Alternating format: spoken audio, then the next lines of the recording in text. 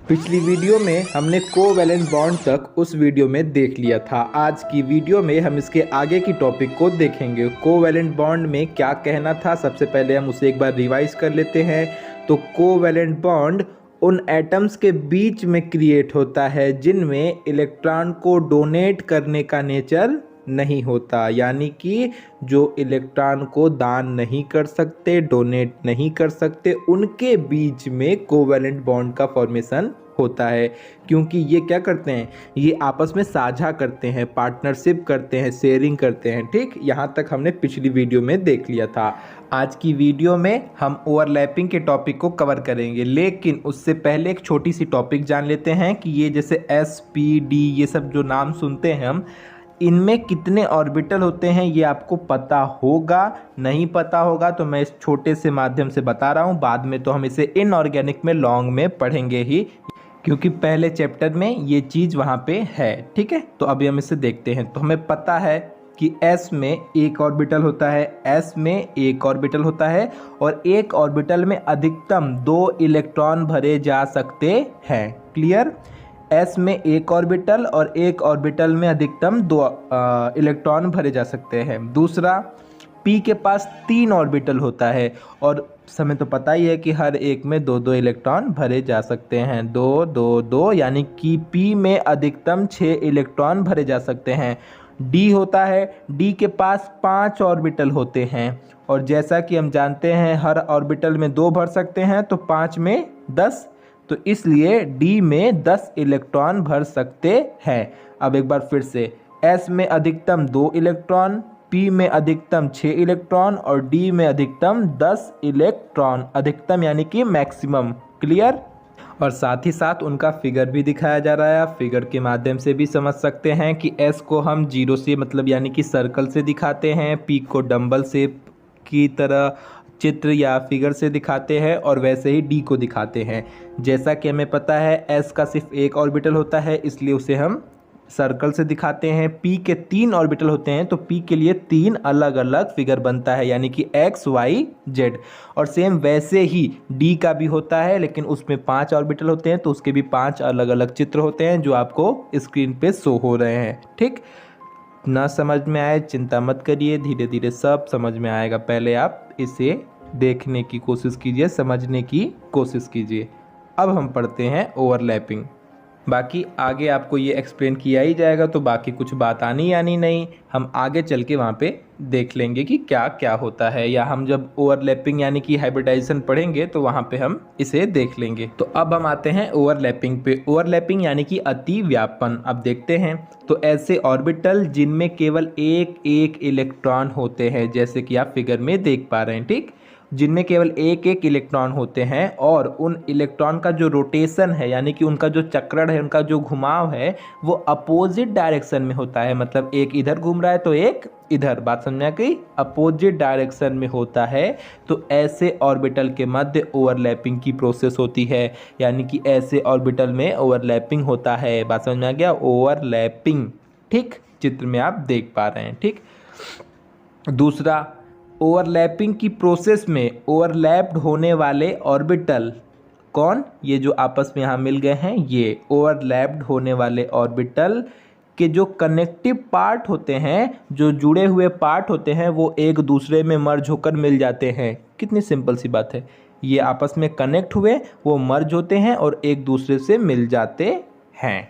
और एक molecular orbital का फॉर्मेशन कर लेते हैं। ठीक है, जिसमें दोनों इलेक्ट्रॉन प्रेजेंट होते हैं, क्योंकि एक इलेक्ट्रॉन इसमें था, एक इसमें था, ये दोनों मिलके क्या हो गए? 2। तो एक मॉलिक्यूलर ऑर्बिटल का फॉर्मेशन करते हैं जिसमें दोनों इलेक्ट्रॉन साथ में रहते हैं, और वो भी हंसी खुशी रहते हैं, इना की झगड़ा करते हैं। सालों से हम किताब में देख रहे हैं, साथ में ही पढ़े, आज तक कहीं गए नहीं हैं, हम बता दे रहे हैं आपको। ठीक है, मजाक हो गया। अब आगे देखते हैं। तो ओवरलैपिंग करने वाले जो इलेक्ट्रॉन हैं, जो उनका रोटेशन होता है, जो उनका घुमावट होता है, वो अपोजिट डायरेक्शन में होना चाहिए, यानी कि विपरीत दिशा में होना चाहिए, तो ही उनके बीच में स्टेबल बॉन्ड बनेगा, स्थायी विन्यास मतलब स्थायी बंध का फॉर्मेशन होगा। क्योंकि अपोजिट डायरेक्शन में रोटेशन से जो उनके बीच का मैग्नेटिक फील्ड होता है वो न्यूट्रलाइज हो जाता है यानी कि न्यूट्रल हो जाता है यानी कि उदासीन हो जाता है, उतना फर्क नहीं पड़ता है। बात तो आप समझ ही गए होंगे।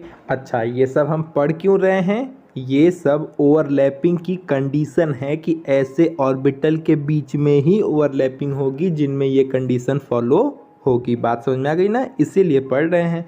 अब हम इसके बाद जानते हैं कि कितने प्रकार की ओवरलैपिंग होती है। तो हमने मोस्टली 3 देखी है, एस एस, एस पी और पी पी। ठीक। अच्छा, पीपी के 2 पार्ट होते हैं, एक तो सामने सामने करते हैं, एक साइड वाइज करते हैं। ठीक है, तो आगे पढ़ेंगे तो सब समझ में आ ही जाएगा। सबसे पहले हम सबसे पहले टॉपिक यानी कि एस एस ओवरलैपिंग को देखते हैं और एग्जाम्पल समेत देखेंगे। ठीक है, आइए। तो सबसे पहले बात करते हैं कि ये कितना सिंपल है। तो ये बहुत सिंपल है। क्यों? उसका भी एक रीज़न है, क्योंकि इसका नाम ही अपने काम के बारे में बता देता है। सेम ऐसे ही हाइब्रिडाइजेशन है, उसका नाम ही अपने काम के बारे में बता देता है कि भाई हम ऐसे हैं, हमारे साथ ऐसा करिए। ठीक। अब देखते हैं इसकी डेफिनेशन। तो बहुत ही सिंपल है। तो देखिए, एक एस ऑर्बिटल और एक एस ऑर्बिटल आपस में जब ओवरलैपिंग करते हैं तो उसे ही एस एस ओवरलैपिंग कहते हैं। ये नॉर्मल डेफिनेशन हो गई। अब रूल वाइज देखते हैं। जब एक एटम का एस ऑर्बिटल तथा दूसरे एटम के एस ऑर्बिटल इस प्रकार से ओवरलैपिंग करते हैं कि जो उनके इलेक्ट्रॉन्स का रोटेशन है, चक्रण है, वो अपोजिट डायरेक्शन में होता है और इसी को एस एस ओवरलैपिंग कहते हैं। याद है ना ओवरलैपिंग के रूल? याद करिए। ठीक। तो अब इसे एक एग्जांपल से देखिए। Formation of hydrogen molecule. अब हमें पता है कि हाइड्रोजन का एटॉमिक नंबर 1 होता है, इसलिए इसका इलेक्ट्रॉनिक कॉन्फ़िगरेशन भी 1 होगा, मतलब 1s1। ठीक। एस में सिर्फ एक इलेक्ट्रॉन है तो उसका ऑर्बिटल बना लेते हैं। तो ये रहा एक और ये रहा एक, हाइड्रोजन के 2 ऑर्बिटल बन गए। जब ये आपस में मर्ज होंगे तो यही हो जाता है पी ओवरलैपिंग। ठीक। और मर्ज होके 2 इलेक्ट्रॉन हो जाएंगे क्योंकि आपस में मर्ज हुए ना, एक और एक 2। अच्छा, मेरी टाइम में लोग कहते थे हम ये जो लिखा हुआ है नीचे इसे हम भूल जाते हैं। अरे भाई, कैसे भूल जाते हैं? कहाँ से भूल जाते हैं? ये जो दिख रहा है चित्र उसी के बेस पे इसको लिखा है। देखिए, एक पॉइंट ना मिले तो हमसे बताइए। हाइड्रोजन का कॉन्फ़िगरेशन 1s1 होता है जो कि हमने लिखा है, और इनका जो ऑर्बिटल होता है वो हाफ फील्ड होता है। भैया, एक ही ऑर्बिटल है, उसमें एक ठो भरा है तो जाहिर सी बात है हाफ फील्ड है। क्यों? क्योंकि हम एक ऑर्बिटल में अधिकतम 2 भर सकते हैं। कोई डाउट नहीं। आगे, हाइड्रोजन में इलेक्ट्रॉन का जो स्पिन होता है वो अपोजिट डायरेक्शन में होता है। भैया, यही तो बताए हैं रूल में कि अपोजिट में ही होता है। फिर इस प्रकार के ओवरलैपिंग में बने बॉन्ड को सिग्मा बॉन्ड कहते हैं। हाँ, ये याद करने वाली बात है, लेकिन अभी कुछ देर बाद आपको ये भी याद नहीं करना पड़ेगा। नेक्स्ट, दोनों एस ऑर्बिटल ओवरलैपिंग करके एक नया मॉलिक्यूल H2 बना लेते हैं। आप देख ही रहे हैं कि दोनों मिलके आपस में मर्ज होते हैं और मर्ज होके एक जैसा हो जाते हैं, वही H2 बन जाता है। यानी कि एक H और एक H आपस में मिलके H2 बन जाते हैं। ठीक है। इसमें कोएक्सियल ओवरलैपिंग होती है, यानी कि समाक्ष यानी कि समपक्ष, मतलब क्या कहते हैं, सामने से ओवरलैपिंग करते हैं यार, ऐसे समझिए। कोएक्सियल ओवरलैपिंग होती है, समाक्ष ओवरलैपिंग होती है, सामने से ओवरलैपिंग होती है, जैसा कि आप चित्र में देख पा रहे हैं।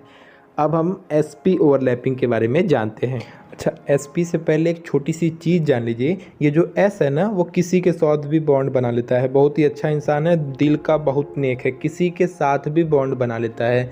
तो आप कह सकते हैं ये बहुत इको फ्रेंडली है, किसी के साथ भी घूम जाता है और किसी के लिए भी कैसे भी घूम जाता है।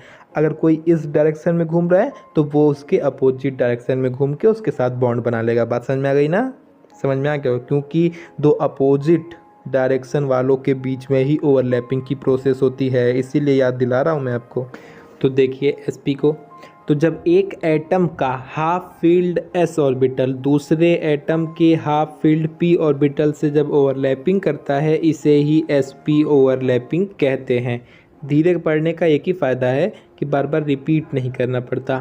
अब मेरे मन जैसा आपके भी मन में क्वेश्चन होगा कि हाफ फील्ड क्या है भैया? तो हाफ फील्ड का मतलब देखिए, एक ऑर्बिटल है, उसके अंदर सिर्फ एक इलेक्ट्रॉन है तो उसे क्या कहेंगे? Half filled orbital. अगर वही ऑर्बिटल के अंदर 2 इलेक्ट्रॉन हो जाते हैं तो उसे हम कहते हैं फुल फील्ड ऑर्बिटल। क्यों? क्योंकि हमें पता है एक ऑर्बिटल में अधिकतम 2 इलेक्ट्रॉन ही आ सकते हैं। तो बात समझ लीजिए, पिछली जब हमने इससे पहले वाला देखा उसमें हाइड्रोजन के साथ क्या था, उसका एटॉमिक नंबर 1 है तो उसके ऑर्बिटल में सिर्फ एक ही था, यानी कि वो भी हाफ फील्ड था। बाकी अब भी ना समझ में आए तो जब हम आगे एग्जाम्पल देखेंगे तो आपका माइंड क्लियरिटी को प्राप्त कर लेगा। तो क्या है एसपी? एसपी देखिए, जब एक atom half field S orbital का एक atom half field P orbital का आपस में ओवरलैपिंग करते हैं, एसपी ओवरलैपिंग कहते हैं। अगर इसको सिंपली वे में कहा जाए तो एक एस ऑर्बिटल और एक पी ऑर्बिटल आपस में मिलकर अगर ओवरलैपिंग करते हैं तो उसी को एसपी ओवरलैपिंग कहते हैं। ये सिंपल वे में है। अच्छा, मैंने आपको एक चीज़ बता दी थी कि जो एस ऑर्बिटल होते हैं वो दिशाहीन होते हैं, इनका कोई डायरेक्शन नहीं होता, ये किसी भी दिशा में घूम जाएंगे, ठीक है। लेकिन पी ऑर्बिटल का ऐसा नहीं है, वो डायरेक्शनल होते हैं, उनकी एक दिशा होती है, वो सिर्फ उसी दिशा में ही जाएंगे और कोई दिशा में नहीं। जैसे एक्स, वाई और जेड, समझ में आ गया? ये उनकी दिशा निर्धारित है, इसी दिशा में ही जाएंगे, कहीं भी नहीं जा सकते ये। चलिए एग्जाम्पल में ले लीजिए एच एफ मॉलिक्यूल का बनना, ठीक। एच एफ मॉलिक्यूल को ले लेते हैं, इसका फॉर्मेशन कैसे होता है इसको देखते हैं। तो हमने जाना कि एच तो पता ही है हमको, एच के पास सिर्फ एक इलेक्ट्रॉन होता है, यानी कि गोला यानी कि सर्कल, ठीक, क्लियर ना। हम अभी पीछे देख चुके हैं। एफ का इलेक्ट्रॉनिक विन्यास देखेंगे क्योंकि एफ का एटॉमिक नंबर होता है 9, ठीक। एफ का इलेक्ट्रॉनिक विन्यास हो जाएगा 1s2 2s2 2p5, ठीक।